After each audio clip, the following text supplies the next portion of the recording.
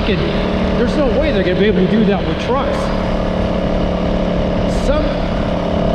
You need a truck that's capable of towing heavy equipment or heavy toys or heavy trailers, and they just don't have an electric truck coming down the pike to do that kind of stuff that has range.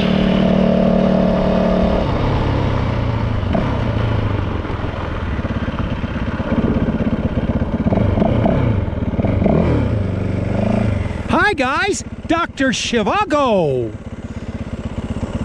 Now, the Cybertruck is coming out, yes, and its claim to fame is a 500-mile range. But if you're towing a heavy load, you might as well figure the range is going to be around, all depending on how heavy that load is. If they're pulling a heavy 10,000, 12,000 pound trailer, figure that range to be about 150 miles when you're towing that kind of a load. Does that make sense, gentlemen?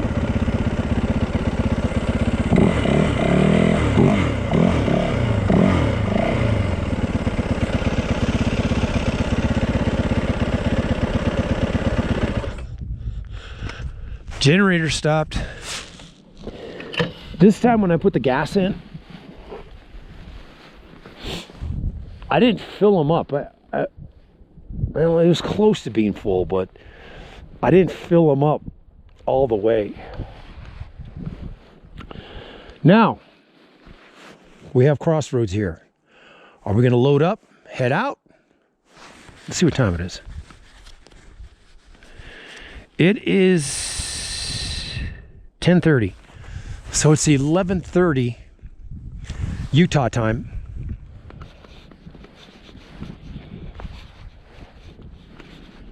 How you kids doing? Gagey. Look at Gage over there. Look at her tuck her ears back. Hi Gagey. Hi Gage. That's Gagey. She's the red one. There's Bucky boy. Big old boy Bucky. It'll take about an hour to pack up the car.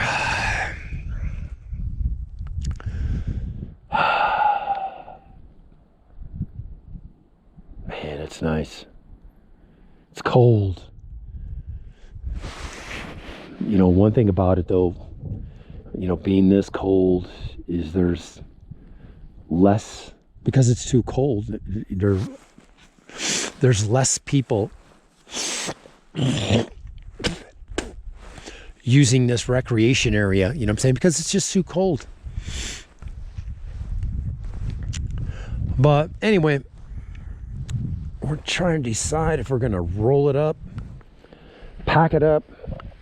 Remember in one of my earlier videos, we don't get 70% in 10 hours. We get 70% in about 18, 19 hours. So I got to make that correction. I don't know why.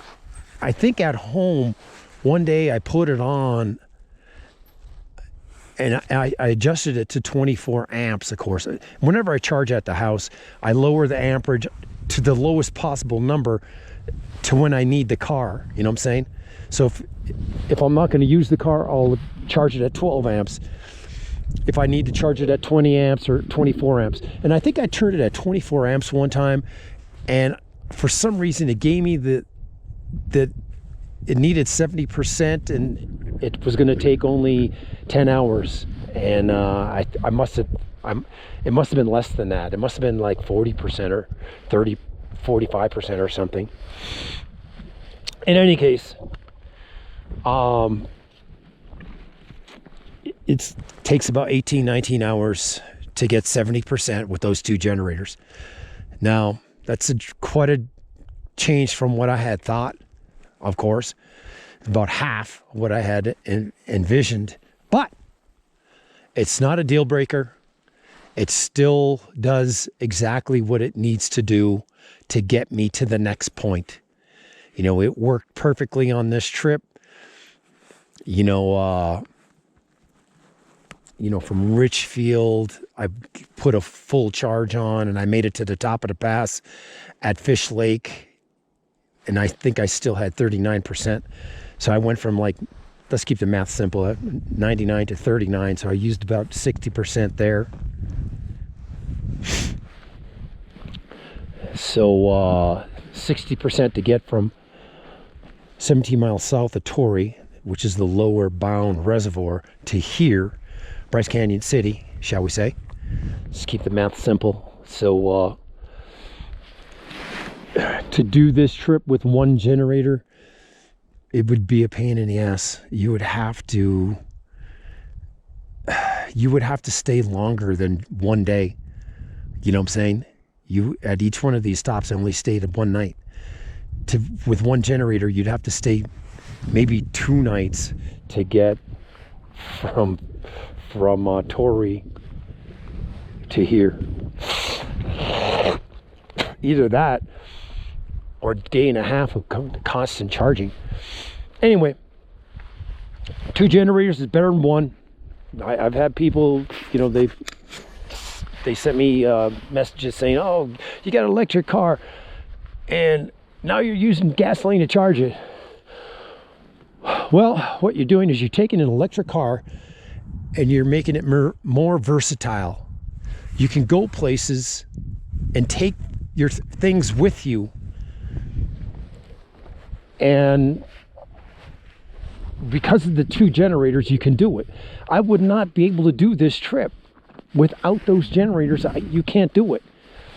Because even, I'm thinking, even if, let's say just I took a suitcase and a backpack to go do